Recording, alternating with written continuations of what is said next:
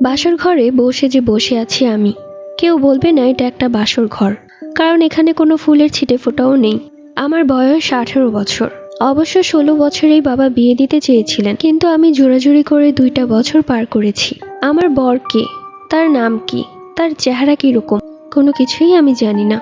আমি আসলে তাকে কখনো দেখিনি। আমি হতদরিদ্র গরিব ঘরের মেয়ে।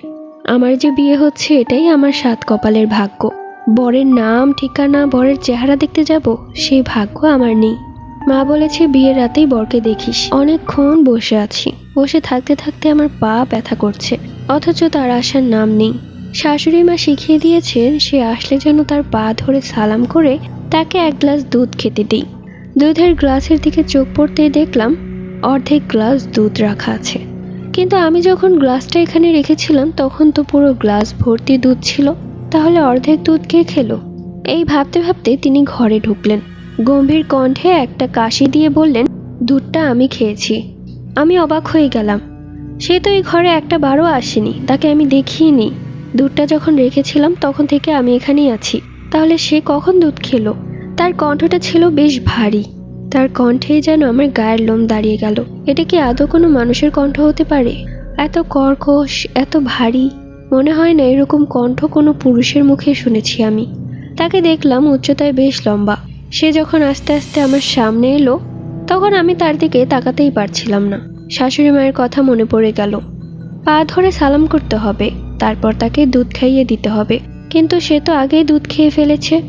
তাহলে কি বাকি দুধটা আমি খেয়ে নিব? যাই হোক, আমি তার পা ধরে সালাম করতে নিব। যখন তার পায়ে স্পর্শ করলাম তখন আমার মনে হলো আমি যেন কোনো আগুনে হাত রেখেছি। সাথে সাথে আমি আমার হাতে ফু দিতে শুরু করলাম। মনে হচ্ছে আমার আঙুলগুলো জ্বলে যাচ্ছে। আমি সঙ্গে সঙ্গে মাথা উঁচু করে তার দিকে তাকালাম। হারিকেনের আলোতে তার চেহারাটা তখনও বোঝা যাচ্ছে না, হয়তোবা সে কালো। এরপর দুধের গ্লাসটা তার সামনে বাড়াতে দেখলাম তার চোখে আগুন জ্বলছে। ও মাগো বলে চিৎকার করতে আমার হাত থেকে দুধের গ্লাসটা মাটিতে পড়ে গেল। অর্ধেক গ্লাস দুধ মাটিতে একদম ছিন্ন ভিন্ন হয়ে ছড়িয়ে গেল। সাথে সাথে দেখলাম এই ঘরে বা আমার সামনে কেউই নেই। কাঁচ ভাঙার শব্দে ওই রুম থেকে সবাই দৌড়ে এলো। কি হয়েছে বৌমা? আমি তখন কাঁপতে কাঁপতে বললাম, এখনই তো কেউ এসেছিল এখানে। শাশুড়ি মাকে দেখলাম সে আরেক দিকে মুখ করে কাকে দেখে যেন বলছে চলে যেতে। আমি আসলে কিছুই বুঝতে পারছিলাম না। শাশুড়ি মা তখন আমাকে জড়িয়ে ধরে বলল, কিছু হয়নি, তুমি হয়তো ভয় পেয়েছো কোনো কিছু দেখে। যাই হোক, এখনই আফজাল আসবে। আমি তখন বললাম, আফজালকে? সে তখন বলল, তুমি তোমার স্বামীর নামও জানো না? আমার ছেলের নাম আফজাল, যার সাথে তোর বিয়ে হয়েছে। শাশুড়ি মা আমাকে বুঝিয়ে শুনিয়ে ঘর থেকে বের হয়ে গেলেন। কিছুক্ষণ পর ঘরের দরজায় টোকা এবং হালকা একটা কাশির শব্দে ঘরে প্রবেশ করলেন আমার স্বামী আফজাল। আমি আসলে বুঝতে পারছিলাম না সে কি আদৌ আমার স্বামী, নাকি কিছুক্ষণ আগে যে এসেছিল সে। যাই হোক, সে আমার সাথে খুব নরম কণ্ঠে কথা বলল, আমাকে সালাম দিল। তাকে দেখে বোঝা যাচ্ছে সে আমার থেকে বয়সে অনেক বড়। আমি তখন আবারও তার পা ধরে সালাম করি। এবার তার পাটা বেশ ঠান্ডা। তার পা ধরে সালাম করার সময় উপস্থিত হলো আমার শাশুড়ি মা। তার হাতে 1 গ্লাস দুধ। তিনি দুধটা আমার হাতে দিয়ে বললেন, আফজালকে খাইয়ে দিস। এরপর তিনি তড়িঘড়ি করে ঘর থেকে বের হয়ে গেলেন। আমি তখন দুধের গ্লাস আমার স্বামীর দিকে দিয়ে বললাম, নিন, এটা খেয়ে নিন। সে দুধ খাওয়ার পর অর্ধেক দুধ আমাকে খেতে দিল আর বলল, তোমার নাম কি? আমি তখন তাকে বললাম, আমার নাম রূপা। কি অদ্ভুত তাই না?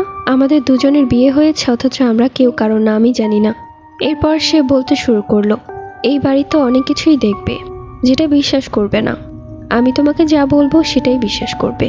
আমি তার কথার আগামাথা কিছুই বুঝতে পারছিলাম না। রাত কেটে ভোর হলো। সকালবেলা আমার ননদিনী এসে দরজার নক করছে। আমি দরজা খুলতেই সে বলল, ভাবি তাড়াতাড়ি গোসল করে রান্নাঘরে আসেন, মা ডাকছে। আমি তাড়াতাড়ি গোসল করে রান্নাঘরে যাই। গিয়ে দেখলাম আমার শাশুড়ি মা অনেক রান্নাবান্না করছে। আজকে এই বাড়িতে অনেক মেহমান আসার কথা। আমার বাবা মা আসবে এবং আমাদের আরও কিছু আত্মীয় স্বজনও আসবে। শাশুড়ি মা আমাকে জিজ্ঞেস করলেন, আমার ছেলেকে তোর কেমন লেগেছে? আমি তখন বললাম, সে খুব ভালো। আমাকে বলেছে এই বাড়িতে অনেক কিছুই ঘটবে, সেগুলো আমি যেন বিশ্বাস না করি। আমার স্বামী আমাকে যেটা বলবে আমি যেন সেটাই বিশ্বাস করি। আমার শাশুড়ির চোখ বড় বড় হয়ে গেল আর সে বলল, আফজাল এত তাড়াতাড়ি এই কথাটা বলল? আমি আসলে বুঝতে পারছিলাম না এত তাড়াতাড়ি কথা বলার মানে কি। তো যাই হোক, এরপর শাশুড়ি মায়ের সাথে আমি সবার জন্য নাস্তা তৈরি করি। এই বাড়িতে রেওয়াজ, বউকে সবচেয়ে বড় মাছ কেটে দেখাতে হবে। আমিও তখন মাছ কাটতে বসলাম। আমি গ্রামের মেয়ে তো, তাই সব কাজই পারি। মাছ কাটার সময় আমি লক্ষ্য করলাম দূরে একটা কালো বিড়াল আমার দিকে তাকিয়ে আছে। মাছ কাটার সময় চুলগুলো বারবার চোখে মুখে বাড়ি খাচ্ছিল, যার কারণে আমার বেশ বিরক্ত লাগছিল। বিড়ালটাকে দেখলাম এক ধ্যানে আমার দিকে তাকিয়ে আছে, ঠোঁটে এক মিষ্টি হাসি। এরকম বিড়াল আমি কখনোই দেখিনি। সেই বিড়ালের দিকে তাকাতে গিয়ে হঠাৎ করেই আমি অনুভব করলাম আমার হাত কেটে গেছে, হাত বেয়ে রক্ত পড়ছে। আঙুলের দিকে তাকাতেই আবারও সেই বিড়ালের দিকে তাকাতেই দেখলাম সেখানে আর কেউ নেই। শাশুড়ি মা দৌড়ে এলেন। হায় হায়, হাত কেটে ফেলছো, তুমি মাছ কাটতে পারো না? আমি খুব লজ্জায় পড়ে গেলাম। আসলে আমি সব কাজই পারি, কিন্তু হঠাৎ করে হাতটা কেটে গেল। শাশুড়ি মা আমার হাতে যে জায়গায় কেটে গিয়েছিল সেই স্থানেই কিছু চিনি ধরে রাখলেন। কথায় আছে চিনি নাকি রক্ত শুষে নেয়, রক্ত পড়া বন্ধ হয়ে যায়। এরপর তিনি তার শাড়ির আঁচল ছিঁড়ে আমার হাতে পেঁচিয়ে দিলেন আর আমাকে বললেন ঘরে গিয়ে বিশ্রাম নিতে। আমার হাতটা খুবই ব্যথা করছিল। ঘরে যেতেই দেখলাম আমার স্বামী আফজাল বসে আছে। সে আমার হাতে কাপড় পেঁচানো দেখে বলল, কি হয়েছে রূপা, তোমার হাতে কেটে ফেলেছো? কি দরকার ছিল ওই বিড়ালের দিকে তাকানোর? সাথে সাথে আমি আমার কপাল কুঁচকে তার দিকে তাকালাম। আমি যে বিড়ালের দিকে তাকিয়েছিলাম সেটা আপনি জানেন কি করে? আমার স্বামী তখন বলল, তোমাকে তো বিয়ের রাতেই বলেছিলাম এই বাড়িতে যা কিছু ঘটবে বিশ্বাস করবে না। আমি তোমাকে যা বলবো সেটাই বিশ্বাস করবে। আমি আসলে কিছুই বুঝতে পারছিলাম না। কিছুক্ষণ পর আমার শাশুড়ি মা এসে বলল, তোমার বাবা মা এসেছে, তোমাকে দেখতে চায়, তাড়াতাড়ি আসো। আমি আর কোনো কথা না বলে সোজা বাবা মায়ের কাছে যাই। মা আমাকে দেখে ভীষণ খুশি, আমাকে একদম বউয়ের মতোই লাগছে। আমার মায়ের কত স্বপ্ন ছিল আমাকে বউ রূপে দেখার, আজ সেই স্বপ্ন পূরণ হয়েছে। আমি ভাবছিলাম এইসব বিষয় কি আমি মাকে বলবো। মনে মনে ঠিক করলাম বিষয়টা মাকে জানাবো, কেননা কখন কি ঘটে যায় কে জানে। আমি আমার মায়ের সাথে ঘরের পেছনে পুকুর পাড়ে যাই। পুকুর পাড়ে বসে মাকে বললাম, জানো মা, কালকে থেকে না আমার সাথে অদ্ভুত ঘটনা ঘটছে। আমার মা অবাক হয়ে জিজ্ঞেস করলেন, কি বলছিস, কি ঘটেছে তোর সাথে? এরপর মাকে আমি আর কিছু একটা বলতে যাব, ঠিক ওই টাইমে পুকুরের মধ্যে এত বড় একটা মাছ লাফিয়ে উঠল, যেটা দেখে আমাদের দুজনের দৃষ্টি গেল পুকুরের দিকে। এত বড় মাছ এর আগে আমি কখনো দেখিনি। সামনে তাকাতে দেখলাম আফজাল দাঁড়িয়ে আছে। কি ব্যাপার, ও কখন এসেছে? আফজাল তখন আমার মাকে সালাম করলো আর বলল, আপনি একদম চিন্তা করবেন না, আপনার মেয়ের কোনো অসুবিধা হবে না এই বাড়িতে। আমার মা তখন হাসি মুখে বলল, আমি সব সময় তোমাদের জন্য দোয়া করি। আমি আর মাকে কথাটা বলতে পারলাম না। মা সেখান থেকে চলে গেল। আফজাল আমার সামনে এসে বসলো এবং সেই পুকুরের দিকে তাকিয়ে বলল, কিছু কথাও নিজের ভেতরে রাখতে হয়, নয়তো পরে বিপদে পড়তে হয়। এরপর তিনি আমার দিকে এক মুচকি হাসি দিয়ে সেখান থেকে উঠে চলে গেলেন। আমি আসলে তার কথার মারপ্যাচ কিছুই বুঝতে পারছিলাম না। খাওয়া দাওয়া শেষ করে আমার বাবা মা বিদায় নিলেন। বাবা মা চলে যাওয়ার সময় আমার চোখে পানি টলমল করছিল। আচ্ছা, আমি কি কোনো ভুল জায়গায় চলে এসেছি? কারণ এখানে সবকিছুই আমার অদ্ভুত লাগে। বিশেষ করে আমার স্বামীর বলা কথাগুলো আরো বেশি অদ্ভুত লাগে। কালো বিড়াল, বাসর ঘরে আমার স্বামীর রূপে কেউ একজন ঢুকেছিল, তার ওপর তাদের অবাস্তব কথাগুলো, সবকিছুই আমার মাথায় তালগোল পাকিয়ে যাচ্ছে। মা আমাকে ভালো মতো বুঝিয়ে দিয়ে গেলেন, সুন্দর মতো মন দিয়ে সংসার কর, এটাই তোর বাড়ি, এখানেই তোকে মানিয়ে থাকতে হবে।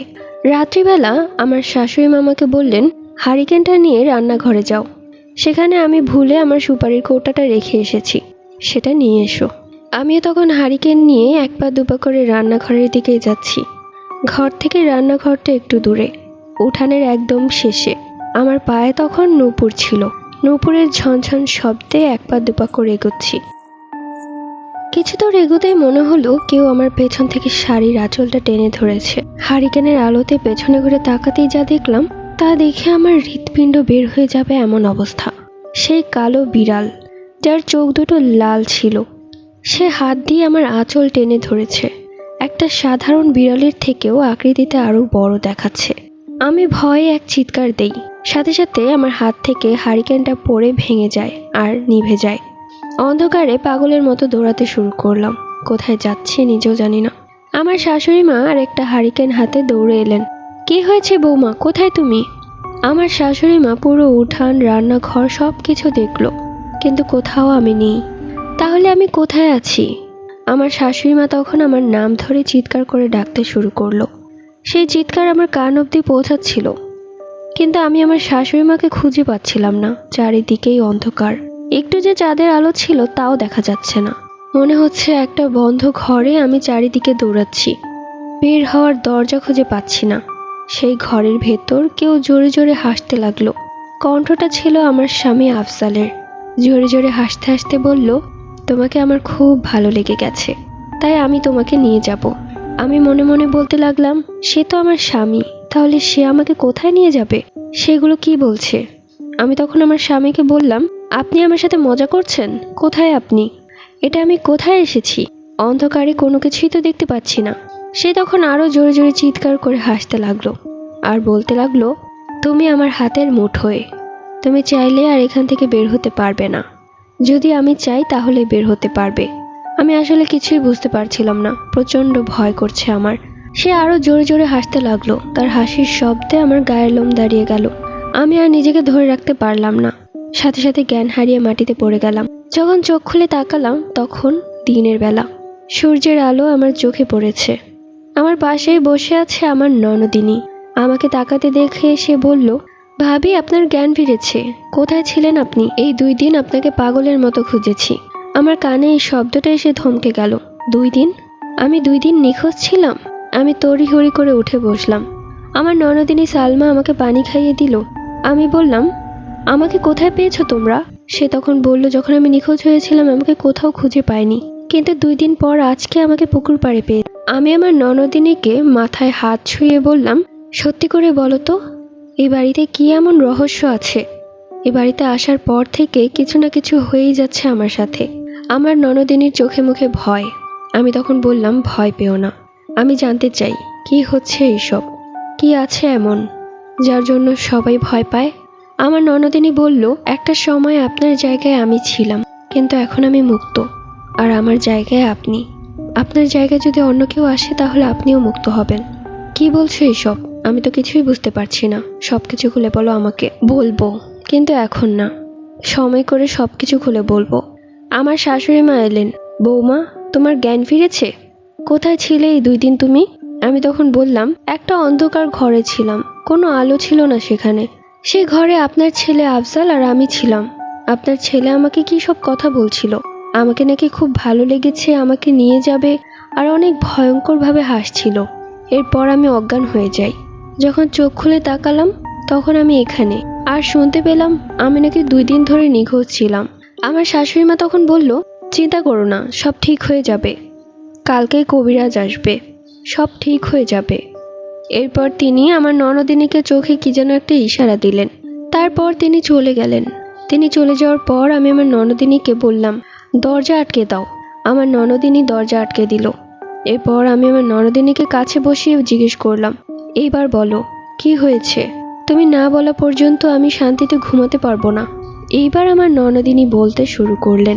আমার দাদা নৌকা চালাতেন। তিনি অনেক রাত করেই বাড়ি ফিরতেন, আবার মাঝে মাঝে বাড়ি ফিরতেনও না, একবারে সকালে ফিরতেন। এমনই একদিন তিনি রাতের বেলা বাড়ি ফিরছিলেন।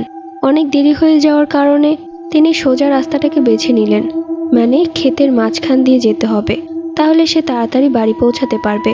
আমার দাদা যখন ধান ক্ষেতের মাঝখান দিয়ে হাঁটছিলেন তখন তার মনে হতে লাগলো কেউ যেন তার পেছন পেছন আসছে। আমার দাদা ছিলেন অনেক সাহসী।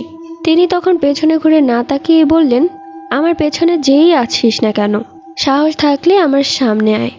তখন পেছন থেকে একটা কর্কশ কণ্ঠে বলে উঠল, আমি যদি তোর সামনে আসি আর আমাকে দেখে যদি তুই ভয় পাস তাহলে আজকেই তোকে মেরে ফেলবো, আর যদি ভয় না পাস তাহলে আমি তোর সাথে সারা জীবনের জন্য থেকে যাব। আমার দাদা তখন রাজি হয়ে গেল। সাথে সাথে তার সামনে ভয়ানক রূপ ধারণ করে হাজির হলো একজন জিন। সে দেখতে খুব ভয়ানক ছিল। আমার দাদা ভেতরে ভেতরে খুব ভয় পেয়েছিলেন, কিন্তু একটা কথা তার মাথায় ছিল, জিনটা বলেছে ভয় পেলে মেরে ফেলবে। তাই দাদাও বলে, তুই কি এমন যে তোকে দেখে আমি ভয় পাবো? তোকে দেখে তো মোটেও ভয় করছে না। সেই জিনটা এবার বলে উঠল, তুই যেহেতু আমাকে দেখে ভয় পাসনি তাই আমি আমার কথা রাখবো, আজ থেকে সারা জীবনের জন্য আমি তোর সাথে থেকে যাব। আমার দাদা ভেতরে ভেতরে প্রচন্ড ভয় পেয়েছিল, কিন্তু সে কোনো কিছুই প্রকাশ করতে পারছিল না। সে কিছু প্রকাশ করলেই তো তাকে মেরে ফেলবে। আমার দাদা তখন ভয় ভয় বলে, আমি তো তোকে আমার সাথে রাখবো না, আমি তো তোকে কোনো শর্ত দেইনি। জিনটা এবার বলে, তাহলে ঠিক আছে, আমি তাহলে তোকে মেরে ফেলি।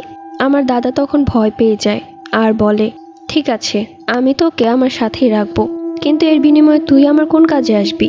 তখন সেই জিনটা বলল, তোর যখন যা দরকার হয় আমি তোকে এনে দিব।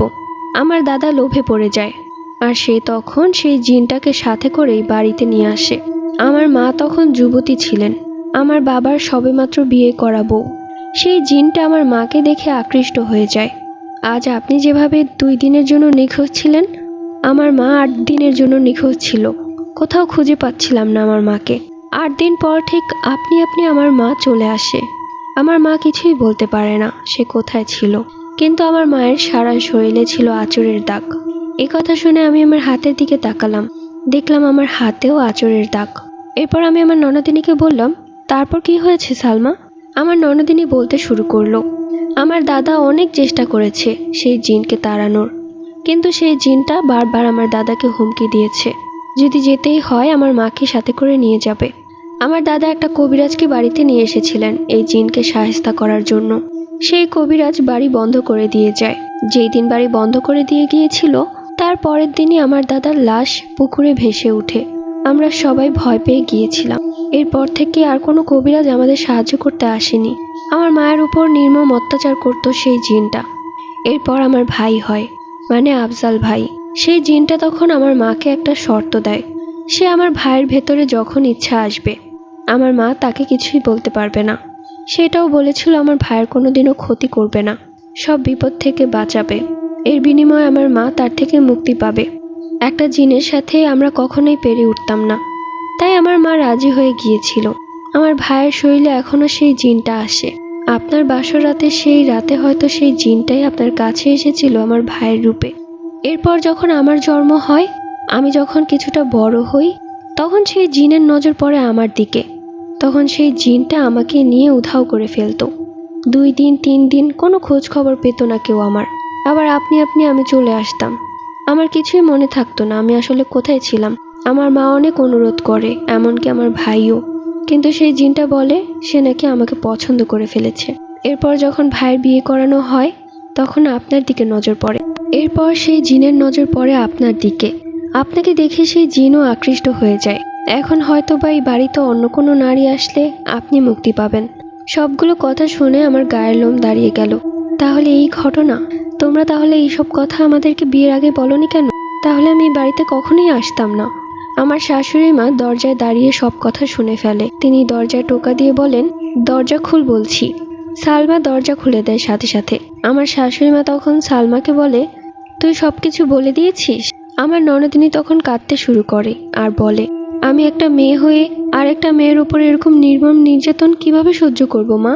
আমার শাশুড়ি তখন চোখের পানি মুছে বললেন, আমাকে মাফ করে দিস মা, আমি জেনে শুনে তোকে বিপদে ফেলেছি। জানি না এই জিনের থেকে আদৌ কি মুক্তি পাবে কিনা। আমি তখন একদম পাথর হয়ে গিয়েছিলাম। মনে হচ্ছে আমার দেহে কোনো প্রাণ নেই। বিয়ে করে স্বামীর সংসার করব এই সুখে এসেছিলাম এই বাড়িতে, অথচ আমার সাথে এগুলো কি হচ্ছে? আমি তখন বললাম, আমি আমার মাকে খবর পাঠাতে চাই। আমার শাশুড়ি মা তখন বলল, তুই যাস না এই বাড়ি থেকে। তুই যদি এই বাড়ি থেকে চলে যাস তাহলে জিনটা সবাইকে মেরে ফেলবে। আমি তখন বললাম, আমি যাব না মা, কিন্তু এর একটা উপায় বের করতে হবে। এভাবে তো আর দিনের পর দিন এই সব কিছু সহ্য করা যায় না। আমার শাশুড়ি মা তখন বলে, তোর কি মনে হয় আমরা এত দিন এত বছর চুপ করে বসেছিলাম? অনেক অনেক চেষ্টা করেছি, কিন্তু কোনো কাজ হয়নি। এই সমস্ত কথা বলতে বলতে আফজাল, মানে আমার স্বামী এসে উপস্থিত হলো। কি হচ্ছে এইসব? আমার খাবার কোথায়? বাড়ির সব মহিলারা একসাথে বসে কথা বলতে নিষেধ করেছিলাম না? তার কণ্ঠ ছিল তিতো, একদম ভয়ানক। আমি ঠিক বুঝতে পারছিলাম এটা আমার স্বামী না, আমার স্বামীর ভেতরে সেই জিনটাই এসেছে আমাদের সামনে। আমি এবার ভয় না পেয়ে তাকে সামনাসামনি জিজ্ঞেস করলাম, বাড়ির সব মহিলারা একসাথে কথা বললে কি হয়? গোপন সব রহস্য বের হয়ে যায়? আমার স্বামী তখন এমন বড় বড় চোখে আমার দিকে তাকালো যেন মনে হচ্ছে এক্ষুনি চোখ দুটো বের হয়ে যাবে। তাকে দেখতে প্রচণ্ড ভয়ঙ্কর দেখাচ্ছে। আমিও প্রচণ্ড ভয় পেয়ে গেলাম। আমার শাশুড়ি মা তখন আমার হাতে চিমটি কেটে বলল, আরে বাবা কিছুই না, আমরা এমনি গল্প করছিলাম, তুই এখানে এসেছিস, দাঁড়া আমি এক্ষুনি তোকে খাবার দিচ্ছি। এরপর আমার শাশুড়ি মা চলে গেল, আমার ননদিনীও চলে গেল। আফজাল তখন আমার সামনে এসে বসলো। আমি অন্যদিকে মুখ করে রেখেছি। আসলে এখন আমার আর ভয় করে না, আমার এখন রাগ হয়। কি এমন জিন যাকে সবাই ভয় পায়?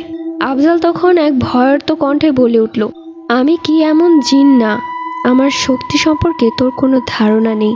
যদি থাকতো তাহলে তুই এই সমস্ত কথা বলতেও 10 বার ভাবতি। আমি এবার তার দিকে তাকিয়ে বললাম, আপনি কি এমন জিন? আপনাকে দেখে তো আমার একটুও ভয় করে না, বরং আমার তো হাসি পায়।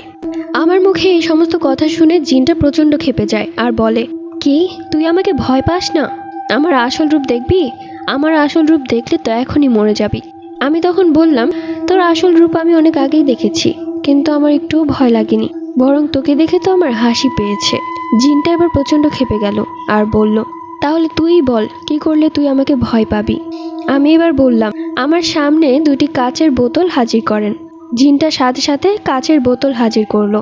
জিনটা আমার স্বামীর রূপেই ছিল, কিন্তু তার চোখ দুটো লাল জ্বলছিল। আমি তখন জিনটাকে বললাম, আপনি কি এমন জিন? শুধু শুধু মানুষকে ভয় দেখান? আপনি এমন কিছু করে দেখান যেটাকে দেখলে মনে হবে সত্যি আপনি খুব শক্তিশালী। সেই জিনটা তখন পাগল হয়ে গেল আর বলতে লাগলো, ঠিক আছে তুই একবার বল কি করতে হবে, আমি সব পারবো। আমি তখন বললাম, এই যে 2টো কাচের বোতল, এই বোতল দুটির ভেতর 2 বার করে ঢুকে বের হবেন। যদি এই ছোট্ট বোতলটিতে আপনি ঢুকতে পারেন তাহলেই বুঝবো আপনি অনেক সাহসী শক্তিশালী। জিনটা তখন বলল, এই ব্যাপার, ঠিক আছে।